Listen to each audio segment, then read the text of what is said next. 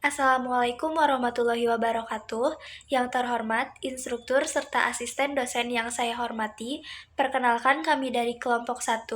Di sini kami akan mempresentasikan hasil proyek tugas besar praktikum basis data yang telah kami rancang yang berjudul Sistem Minimarket Berbasis Web. Sebelumnya, perkenalkan saya Aina Anastasia dan rekan saya ada Muhammad Zikri Sidik Mutakin, Aprilia Paujia, dan Ina Amelia Cantika. Di sini saya akan menjelaskan di slide ketiga, yaitu visi dan urgensi sistem minimarket. Yaitu saya akan menjelaskan tentang efisiensi operasional modern. Digitalisasi transaksi minimarket bukan lagi pilihan, melainkan kebutuhan untuk menjaga akurasi data dan kecepatan layanan. Di sini untuk efisiensi operasional modern ada tiga. Yang pertama yaitu akurasi stok, yang kedua yaitu kecepatan kasir, yang ketiga analitik real time. Untuk yang pertama akurasi stok, yaitu tentang sinkronisasi otomatis antara penjual dan gudang. Yang kedua yaitu kecepatan kasir, reduksi waktu antrian dengan sistem POS terintegrasi. Untuk yang ketiga yaitu analitik real time, yaitu pengembalian keputusan berbasis data penjualan dalam setiap hari atau harian. Sekian. Baik, selanjutnya IRD. Nah, IRD ini menggambarkan sistem kasir minimarket yang mengelola data master. Nah, data master itu termasuk ke dalam barang, supplier, pelanggan, dan pengguna. Kalau data transaksi itu masuk ke pembelian dan penjualan. Nah, IRD ini menunjukkan hubungan antar entitas dalam database. Yang pertama ada entitas data master. Entitas data master di sini ada supplier. Nah, supplier ini menyimpan data pemasok barang. Nah, atributnya itu ada ID supplier sebagai primary key, lalu ada nama supplier, alamat, dan nomor HP. Nah, relasinya itu one to many ya. Satu supplier dapat menyediakan banyak pembelian. Yang selanjutnya ada barang. Nah, barang ini menyimpan informasi barang yang dijual di minimarket. Atributnya ada ID barang sebagai primary key, nama barang, harga beli, harga jual, stok, satuan, dan ID kategori sebagai proigin key. Relasinya, satu barang dapat muncul di banyak detail pemberian. Satu barang dapat muncul di banyak detail penjualan. Banyak barang termasuk dalam satu kategori. Nah, selanjutnya ada kategori. Kategori ini menyimpan jenis atau kelompok barang. Atributnya ada ID kategori sebagai primary key dan nama kategori. Relasinya itu one to many. Satu kategori memiliki banyak barang. Contohnya minuman, makanan, peralatan mandi. Nah, selanjutnya ada ID pengguna atau user atau kasir. Nah, pengguna ini menyimpan data pegawai yang menggunakan sistem. Atributnya ada ID user sebagai primary key, nama user, password, dan hak akses. Relasinya, satu pengguna dapat mencatat banyak pembelian, satu pengguna dapat mencatat banyak penjualan. Selanjutnya ada pelanggan. Nah, pelanggan ini menyimpan data pelanggan. Atributnya ada ID pelanggan, primary key, nama pelanggan, alamat HP, dan nomor HP. Relasinya, one to many ya, satu pelanggan dapat melakukan banyak transaksi penjualan. Lalu selanjutnya yang kedua ada entitas transaksi. Entitas transaksi itu ada dua, ada pembelian. Pembelian itu mencatat transaksi pembelian barang dari supplier. Atributnya ada ID pembelian sebagai primary key, tanggal pembelian, total beli, ID supplier sebagai proigin key, ID user sebagai proigin key. Nah, relasinya itu one to many semuanya ya. Supplier melakukan pembelian, pengguna menggunakan pembelian ke detail pembelian. Nah, jadi semuanya one to many. Nah, yang kedua itu ada detail pembelian. Nah, detail pembelian ini menyimpan rincian barang yang dibeli. Atributnya ada ID detail pembelian sebagai primary key, ID pembelian sebagai proigin key, ID barang sebagai proigin key, jumlah, harga beli, dan subtotal. Nah, fungsinya ini menghubungkan tabel pembelian dan barang. Nah, contohnya itu ada pembelian, barang, jumlah, harga total, dan subtotal. Nah, seperti itu. Yang selanjutnya ada penjualan. Nah, penjualan ini mencatat transaksi penjualan kepada pelanggan. Atributnya ada ID penjualan sebagai primary key, tanggal penjualan, total bayar, ID user sebagai pre-agent key, dan ID pelanggan sebagai pre-agent key. Nah, relasinya itu one to many semuanya ya, pengguna ke penjualan. Nah, pelanggan ke penjualan, penjualan ke detail penjualan. Oke, selanjutnya ada detail penjualan. Nah, detail penjualan ini menyimpan rincian barang yang dijual. Atributnya ada ID detail penjualan sebagai primary key, ID penjualan sebagai pre-agent key, ID barang pre-agent key, jumlah, harga jual, dan subtotal. Nah, fungsinya menghubungkan penjualan dengan barang. Contohnya, dalam tabel penjualan, di dalam tabel ada penjualan, ada barang, ada jumlah, ada harga, ada subtotal. Nah, alur sistem berdasarkan IRD ini dari supplier, proses pembelian itu dari supplier ke pembelian, lalu ke detail pembelian, dan barang stoknya bertambah. Contohnya, supplier PT Indofood mengirim 100 dus Indomie. Nah, dicatat pada pembelian dan detail pembelian, lalu stok barang bertambah. Lalu untuk proses penjualan, alurnya seperti ini: pelanggan, lalu ke penjualan, lalu ke detail penjualan, lalu si barang atau stoknya itu berkurang. Contohnya, pelanggan membeli 2 Aqua dan 3 Indomie. Dicatat pada penjualan dan detail penjualan, lalu stok barang berkurang. Seperti itu ya. Jadi IRD ini tuh termasuk ke dalam data master dan data transaksi. Nah, kalau data master itu ada supplier, barang, kategori, pengguna, dan pelanggan. Lalu kalau data transaksi itu ada pembelian, detail pembelian, penjualan, dan detail penjualan. Nah, seperti itu ya.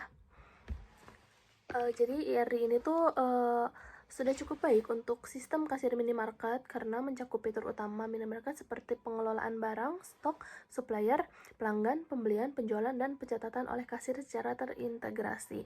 Lalu slide arsitektur dan pendukung. Nah, di sini ada 3, ada database, ada backend, dan front end. Nah, database ini menggunakan MySQL sebagai relational database management system untuk penyimpanan data yang ACID compliant.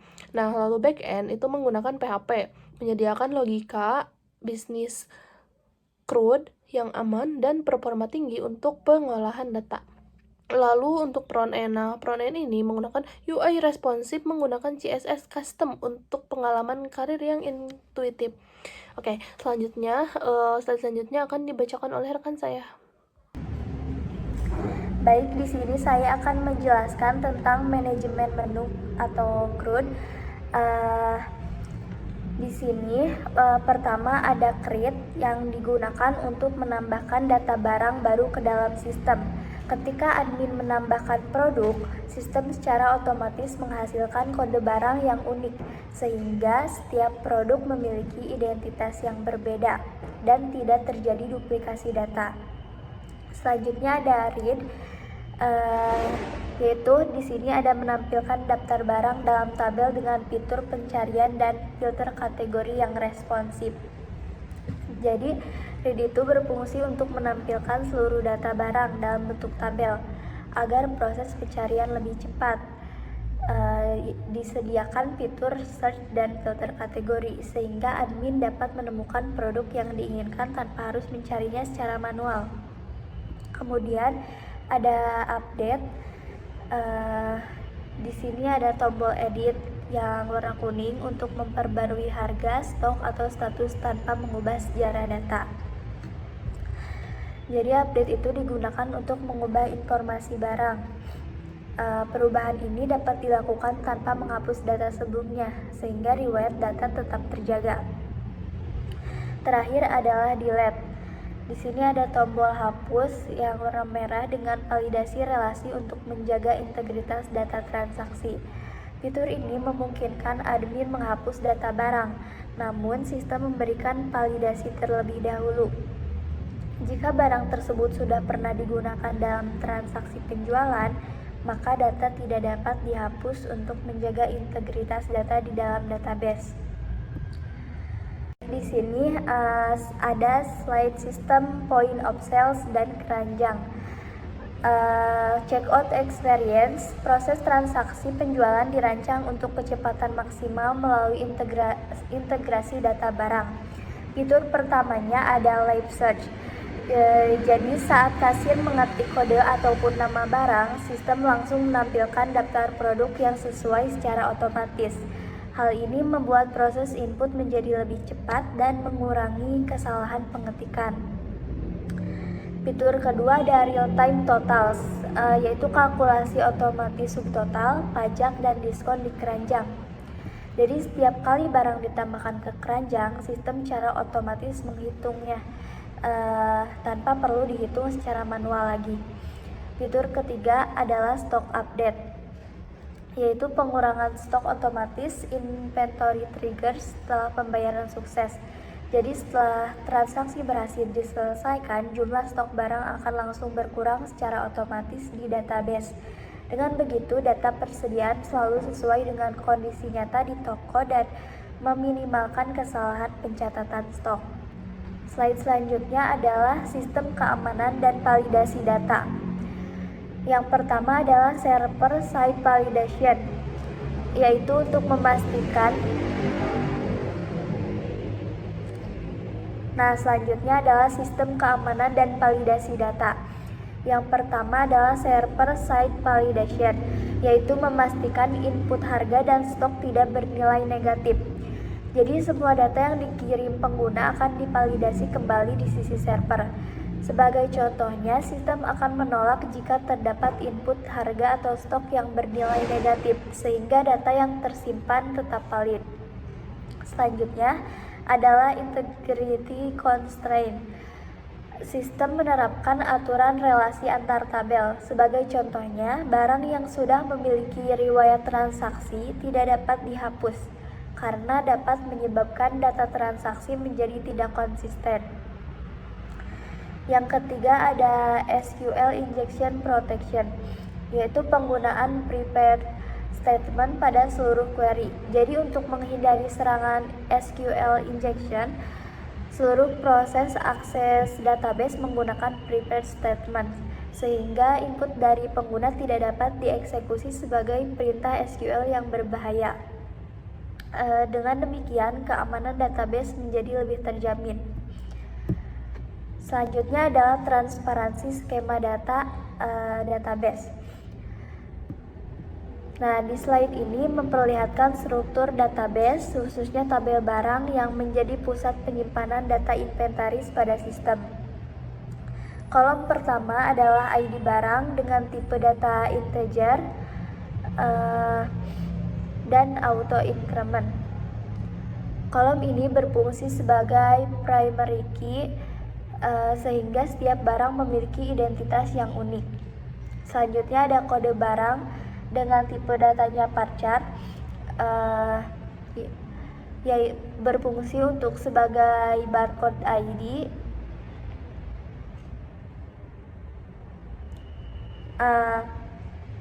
yaitu identitas unik barang untuk pemindahan di kasir. Selanjutnya adalah ada ID kategori yang berfungsi sebagai foreign key untuk menghubungkan tabel barang dengan tabel kategori. Dengan relasi ini, setiap barang dapat dikelompokkan sesuai kategorinya.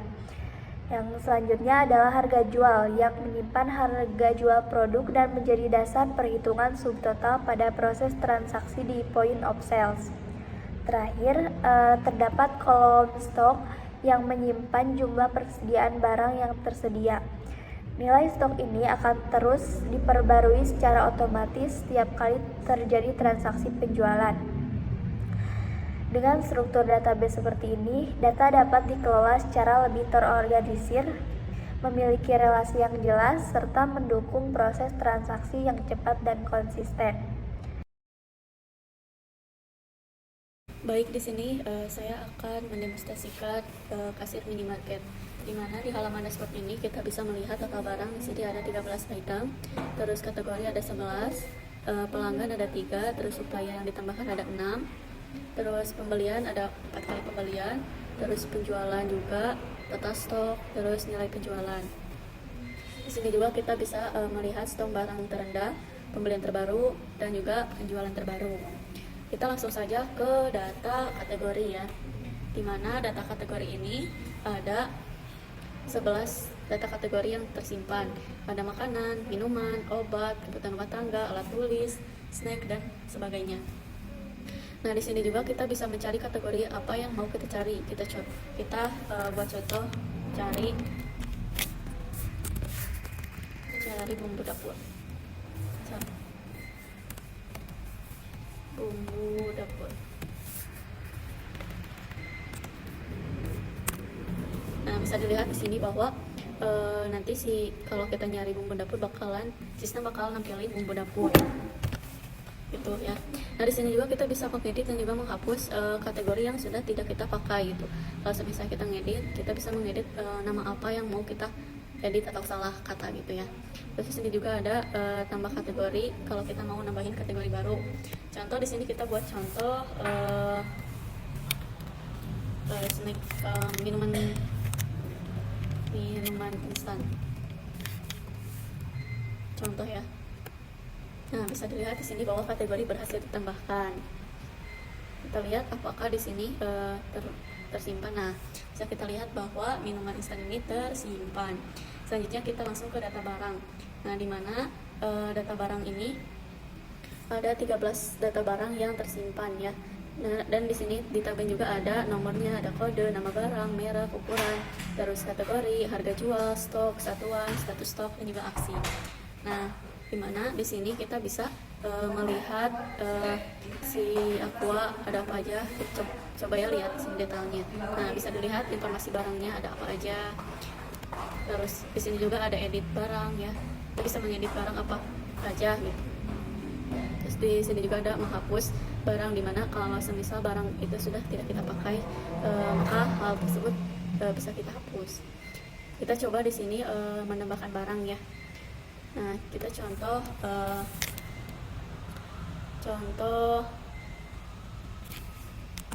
kecap, mereknya Bango,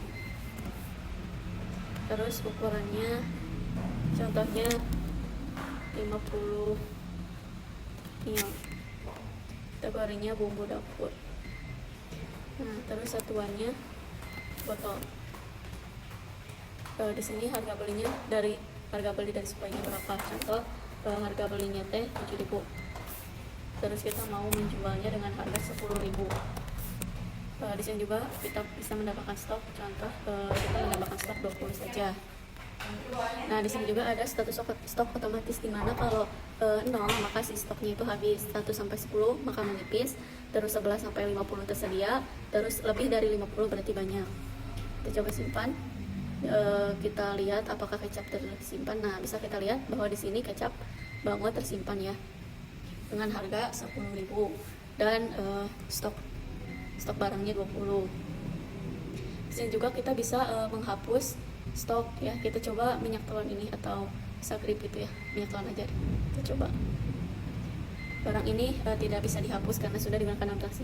Nah, kenapa barang ini nggak bisa dihapus? Karena kalau nanti kita hapus, nanti si transaksi penjualannya bakalan nggak ada, atau otomatis agak pabaliut lah gitunya. Kita coba yang belum pernah terpakai atau pernah dijual transaksi gitu. Kita coba stop goreng. Oh, ini juga pernah terpakainya. Kita coba buat baru lagi aja.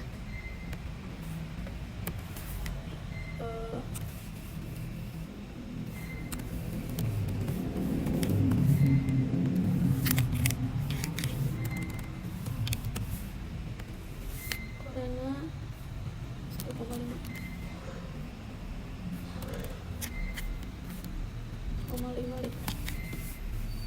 Kategorinya minuman botol. Harga jualnya 7.000. Stok awalnya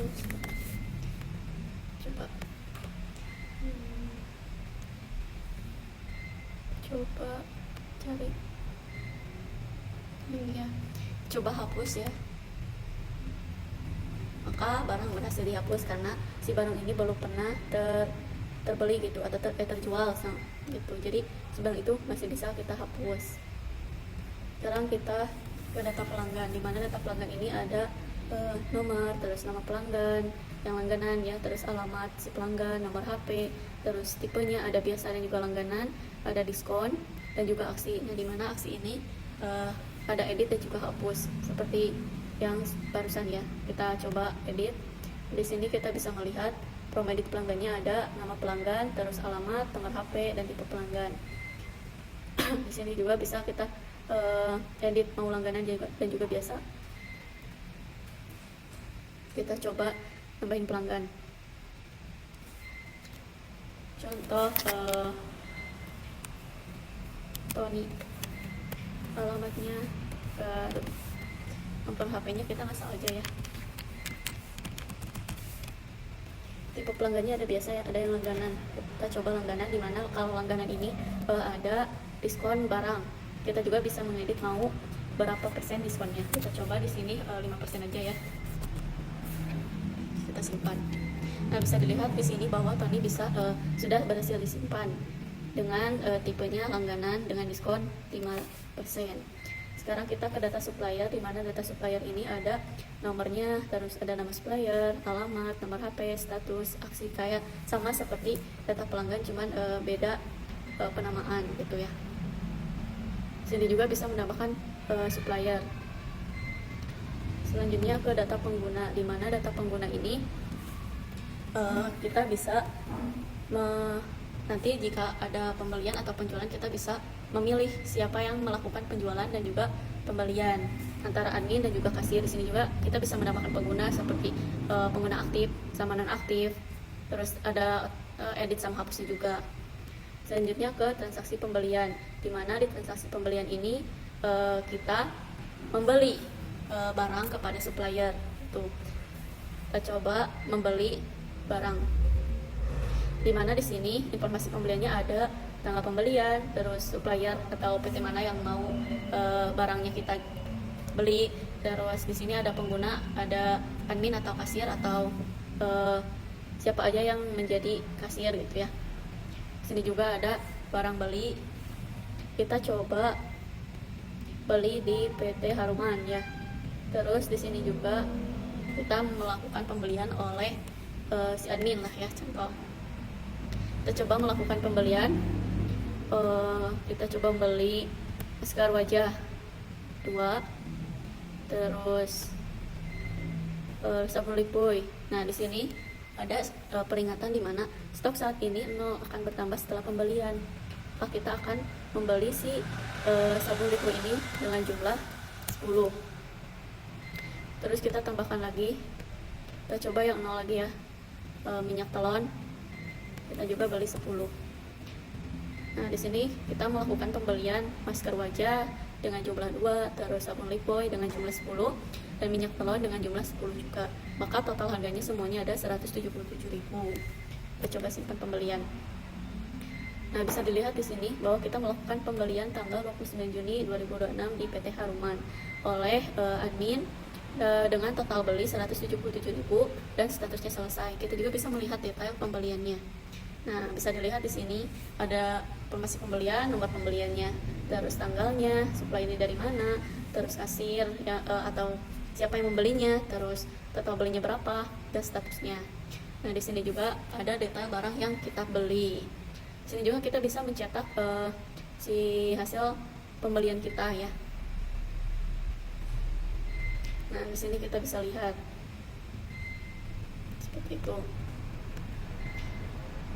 Selanjutnya kita langsung saja ke transaksi penjualan, di mana transaksi penjualan ini kita menjual kepada si pelanggan ya. Kita coba membuat transaksi ya, si pelanggan membeli kepada kita. Kita pilih kasirnya mau admin atau si kasir minimarket. Kita coba kasir minimarket. Si pelanggannya ada yang umum itu tanpa diskon ya, sudah jelas. Terus ada Amel dengan diskon 10%, terus Budi 5%, dan si Tony juga 5%. Kita coba ke umum terlebih dahulu ya.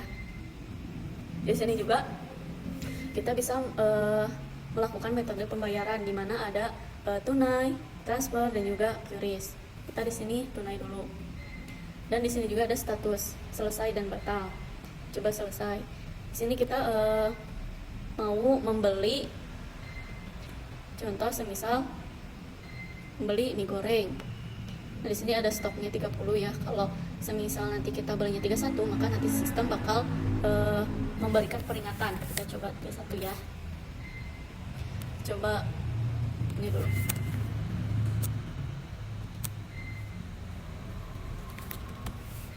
Kita coba. Nah, kenapa Cina balik lagi? Karena sudah si stoknya kan lebih ya, lebih dari 30 gitu. Jadi kita coba kurangin 9 aja lah ya. Nah, jadi berhasil kalau semisal kita tidak melebihi stok pembelian, melakukan pembelian tidak lebih dari stok yang ada. Bisa kita lihat detailnya.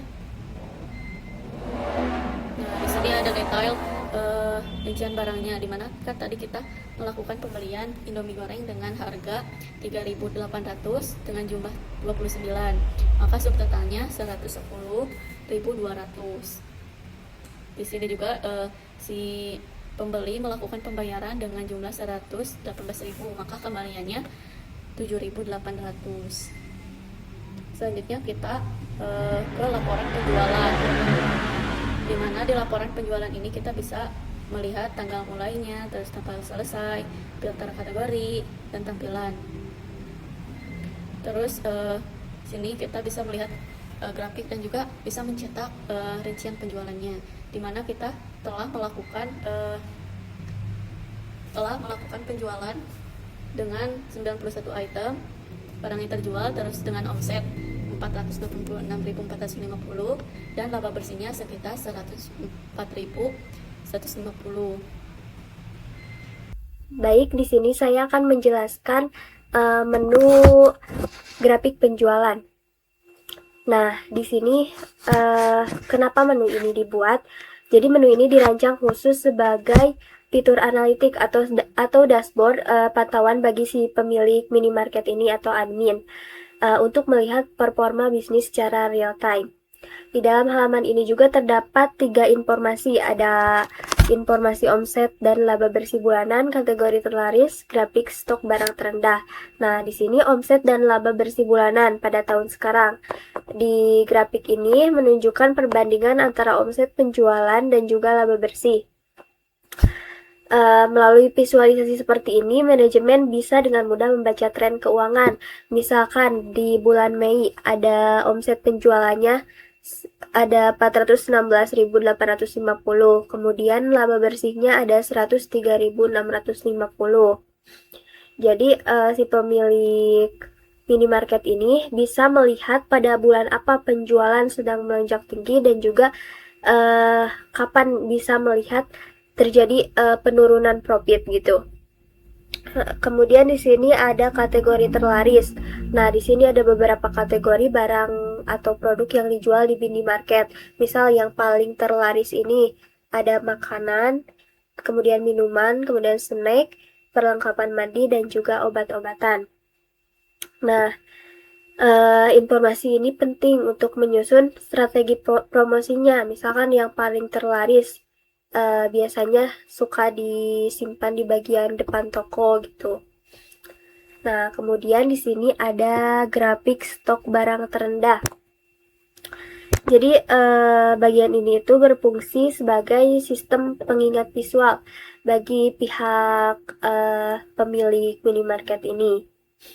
Misalkan kalau produk persediaannya sudah menipis, jadi ada bisa ditampilkan gitu di sini daftar produk yang persediaannya menipis. Seperti produk sabun, masker, kemudian Indomie, lem mineral, terus kemudian Silver Queen.